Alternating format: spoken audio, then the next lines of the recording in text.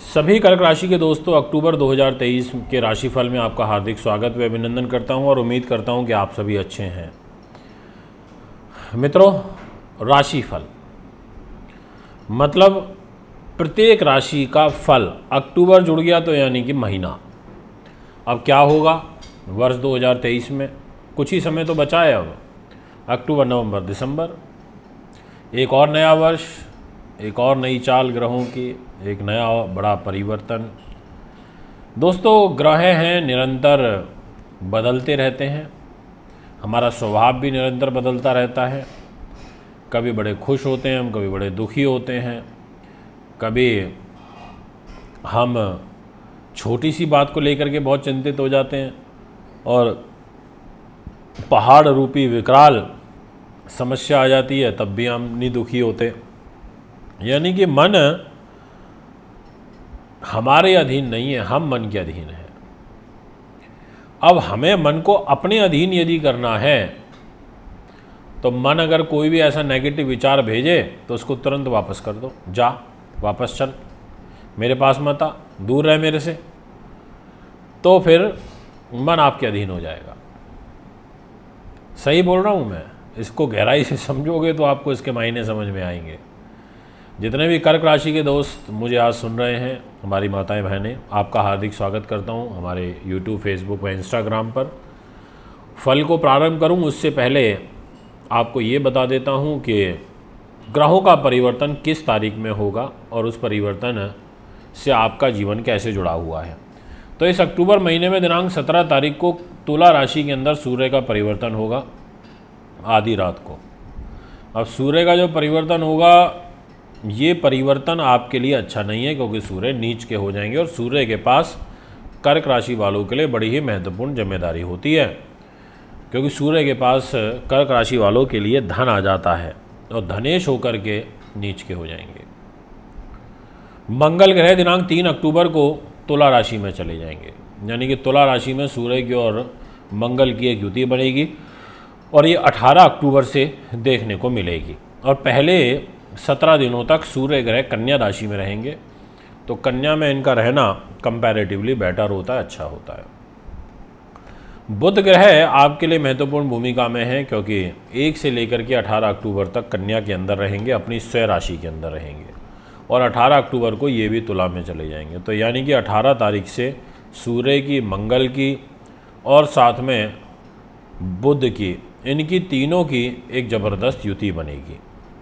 इसके अलावा शुक्र ग्रह 1 अक्टूबर को सिंह राशि में आ जाएंगे, यानी कि वो आपके पैसे के घर पर आकर के बैठेंगे शुक्र को। ये एक थोड़ा सा यहाँ पर आपके लिए सुकूनदेह स्थिति बनेगी। और राहु केतु का बहुत बड़ा परिवर्तन इस महीने होगा दिनांक 30 अक्टूबर को।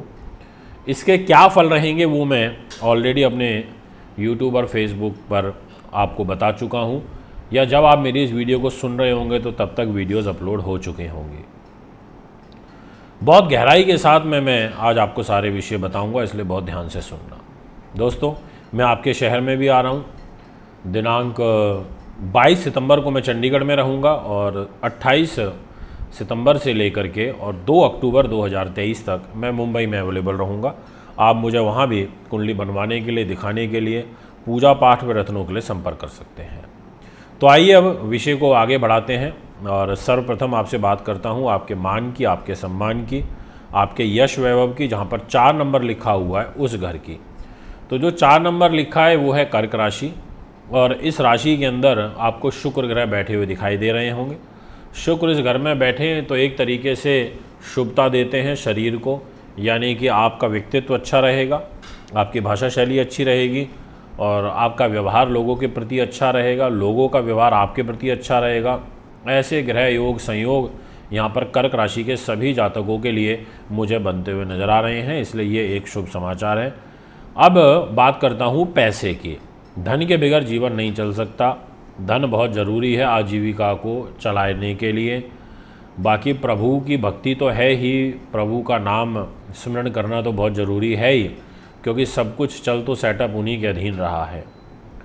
परीक्षाएं होती हैं समय समय पर, धैर्य की परख होती है, व्यवहार की परख होती है, सोच की परख होती है, ये समय समय पर होती रहती है।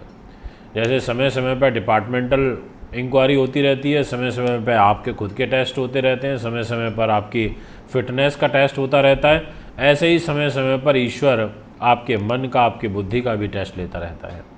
इसलिए विपरीत समय में धैर्य मत खोया करिए, शांति से समय को देखिए, डिसीजन लीजिए। अच्छे गुरु अगर आपके पास हैं तो वो आपको ईश्वरीय रूपी आशीर्वाद से बाहर निकाल देंगे।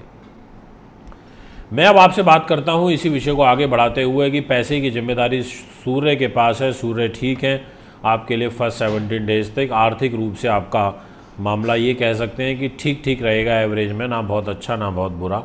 पर एक चीज़ अच्छी है कि देवगुरु बृहस्पति पैसे के घर को पंचम दृष्टि से देख रहे हैं, तो वो एक प्लस पॉइंट आपके लिए यहाँ ज़रूर बन रहा है कि गुरुदेव आपके पैसे को संभाल रहे हैं, आपके कर्म पर बैठ कर के देख रहे हैं, तो कर्म के माध्यम से धन अर्जित आपको होता रहेगा, ऐसा आपकी पत्री कह रही है। पर दिनांक 18 अक्टूबर से थोड़ा सा हाथ भी आपका टाइट होगा, क्योंकि सूर्य नीच के हो जाएंगे। सूर्य का नीच होना धन के लिए अच्छा नहीं होता है, फाइनेंशियल क्राइसिस आपकी लाइफ में लेकर के आएंगे। परिवार में भी 18 अक्टूबर से मतभेद बढ़ेंगे और मंथ एंड तक विशेष रूप से रहेंगे, इसलिए थोड़ा ध्यान रखिएगा। बात करना चाहता हूँ आपसे छोटे भाई बहन की, मित्रगण, सगे संबंधियों की, खास लोगों की। इस घर की जिम्मेदारी बुध के पास आ जाती है और बुध देव 18 अक्टूबर तक इस घर में रहेंगे, तो आपको बहुत अच्छा सहयोग प्राप्त होगा। आप अपने दोस्त यार मित्रगण इनके माध्यम से अपने कार्य को सिद्ध करा लेंगे, सिद्धि प्राप्त कर लेंगे, ऐसा आपकी पत्री कहती है। और आपका आत्मविश्वास भी काफ़ी अच्छा रहेगा। अपने आत्मविश्वास के आधार पर आपके आगे के जो रास्ते हैं वो शुभ रूप में तय होंगे, ऐसा आपकी कुंडली कहती है। ये मैं आपको आश्वस्त कर देना चाहता हूँ, बहुत जिम्मेदारी के साथ मैं आपको ये कहना चाहूँगा।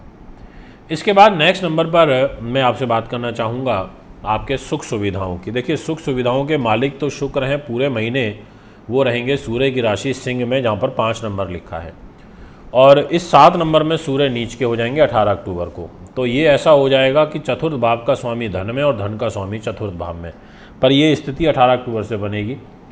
पर 2 बुरे ग्रहों का आपस में परिवर्तन हो रहा है, इसलिए इसके इतने ज़्यादा फल आपको नहीं मिल पाएंगे। इसलिए 18 तारीख के बाद सूर्य केतु का ग्रहण भी बनेगा और फिर आपको लगभग मंथ एंड तक ध्यान रखना होगा।